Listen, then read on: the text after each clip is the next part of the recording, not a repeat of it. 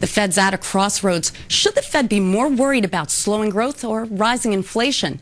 I asked James Shelton, Chief Investment Officer at Kanaly Trust. No question the Fed needs to be worried more about slowing growth right now. We just saw the unemployment rate spike from 4.7% to 5%. We've seen unemployment claims trend up on a weekly basis. We're definitely seeing a slowdown in the employment situation. The Fed has just got to lay the inflation concerns aside right now. Otherwise, we will likely have a recession. It'll be a little bit too late for the Fed really to do anything, and they'll have to cut rates at that point. So we believe that the Fed needs to act now and provide a little bit of insurance to make sure that we don't have a very hard landing for this economy.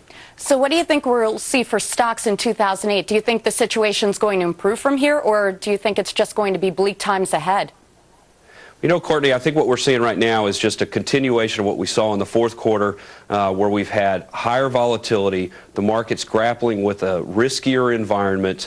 We're going to continue to see some economic news that suggests that we're close to recession, as well as some of the financials continuing to report some write-downs related to the mortgage crisis. And so we believe that over the next 3 or 4 months, we're going to see the market struggle a bit in here. We're going to see increased volatility.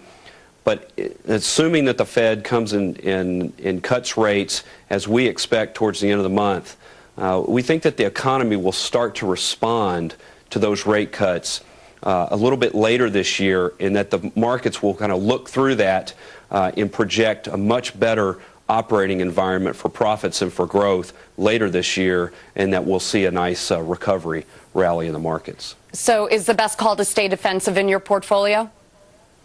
Today, we're maintaining a bit of a defensive posture, and when I say that, I mean we're focusing on very high-quality companies that have the ability to kind of power through the slowdown here, continue to report pretty good profits, also companies that don't have to access the capital markets today, meaning they have very strong cash flows, very strong balance sheets.